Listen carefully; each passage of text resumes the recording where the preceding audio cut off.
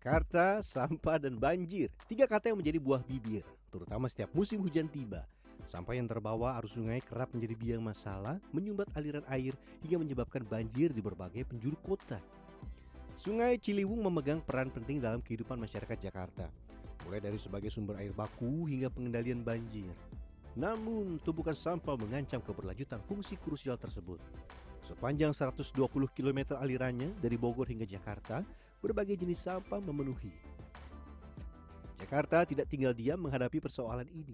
Sebuah proyek penyekatan sampah telah diinisiasi di segmen TB Simatupang, tepatnya di perbatasan Jagakarsa, Jakarta Selatan, dan Pasar Rebo, Jakarta Timur. Saringan sampah yang telah beroperasi sejak akhir 2023 ini mampu mencegah sampah kiriman hingga puluhan ton yang memasuki wilayah Jakarta setiap hari.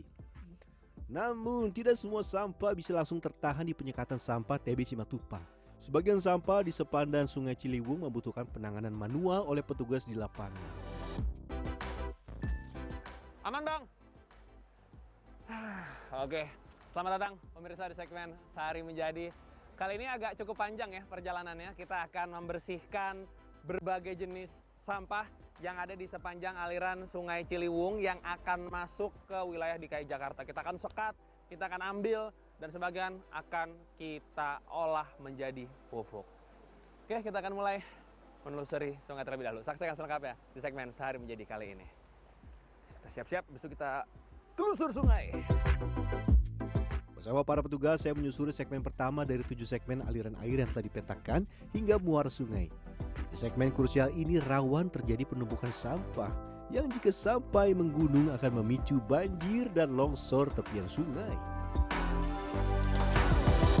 Kalau nggak ada pemetaan sampah kayak gini, kita nggak akan tahu di mana titik-titik sampah yang ngebendung atau titik-titik sampah yang sudah tersangkut kayak di pohon-pohon seperti ini. Hari ini kondisi Sungai Ciliwung terbilang normal, namun terlihat sampah yang tersangkut di pohon-pohon di sepanjang sungai. Bang, itu ada sampah di atas pohon situ. Mungkin kompres tuh. Kan ada sampah tuh di atas itu tuh. Ini tingginya di atasnya kita jauh. Ini gimana sampahnya gitu maksudnya? Ini sampah yang terbawa banjir ketika air Ciliwung siaga 3. Kalau siaga 2 lebih tinggi lagi. Ada hal menarik yang saya temui di ujung selatan Jakarta. Beberapa warga terlihat sedang menjala ikan di Sungai Ciliwung. Berbagai jenis ikan hasil tangkapan mereka jadi bukti kekayaan alam di sungai ini. Namun mereka juga harus berhati-hati, terutama ketika debit air sungai meningkat. Tapi kalau pas banjir semana Bang tingginya di sini? Ya kalau banjir ya nyampe atas sih. Sampai saung? Iya, lebih lewat malah. Oh, saung tenggelam? Tenggelam. Padahal itu sampai bambu itu pokoknya. Rumah itu aja juga hampir tenggelam yang itu. Dialirin aja. Kami tiba di titik dengan persoalan sampah yang sangat jelas. Sampah, terutama plastik yang menumpuk di bambu-bambu ini bisa memicu longsor. Longsor ini akan menyeret bambu dan pohon besar beserta akarnya ke sungai. Bambu-bambu dan batang pohon yang menjuntai kami potong dan alirkan di sungai. Sementara sampah plastik kami angkat dan pindahkan ke tepian sungai. Buat yang bertanya-tanya, ini kenapa beberapa jenis sampah terutama yang organik ya, yang kayak bambu dilariin ke sungai supaya ntar disekat. Di sana Bang ya? Ya di saringannya.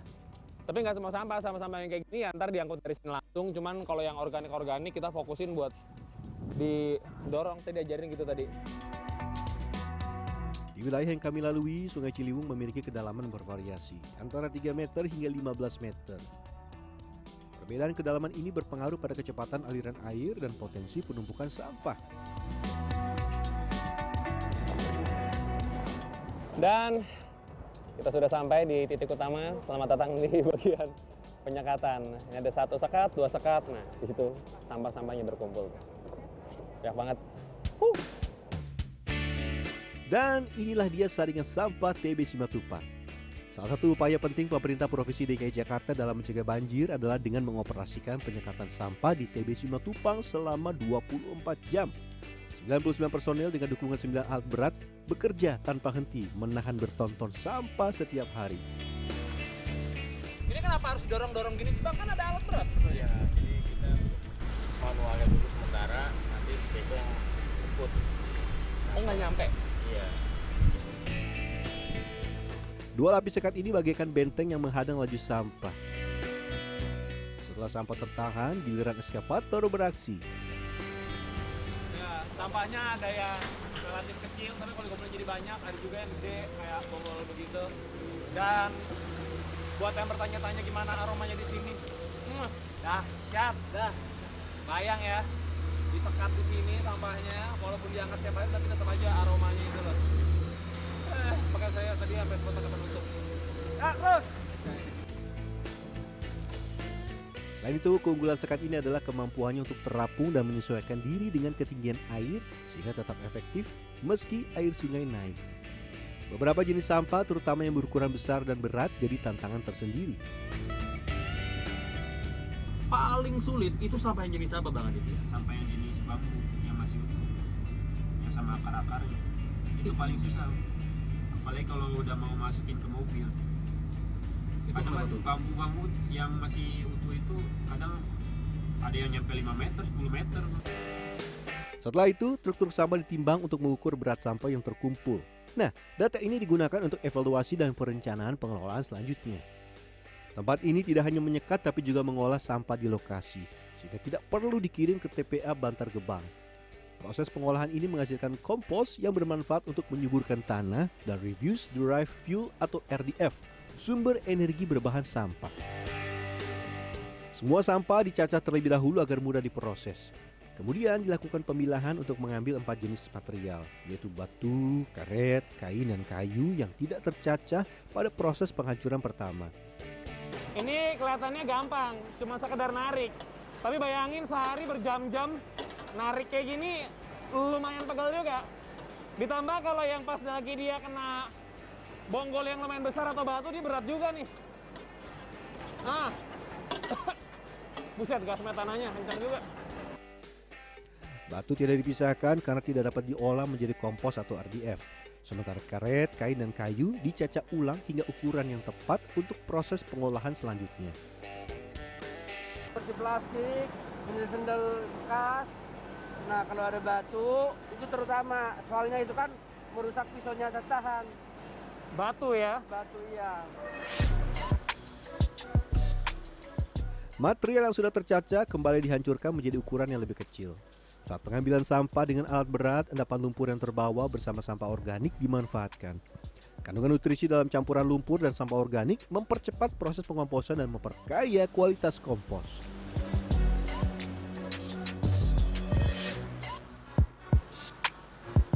Material yang tidak dapat dikompos diolah menjadi RDF. RDF terbuat dari campuran sampah anorganik mudah terbakar yang diproses dengan pengeringan dan pencacahan, sehingga memiliki nilai kalori tinggi atau mampu menghasilkan panas yang besar dan sering disebut keripik sampah. Ya, semua jenis sampah yang diambil di sini sepenuhnya diolah di tempat ini. Komitmennya tempat ini dibuat yaitu adalah mengurangi sampah yang akan kita buang ke Bantar Gebang. Karena seperti yang kita ketahui di Bantar Gebang itu udah kuat, banyak banget gunung-gunungan sampah.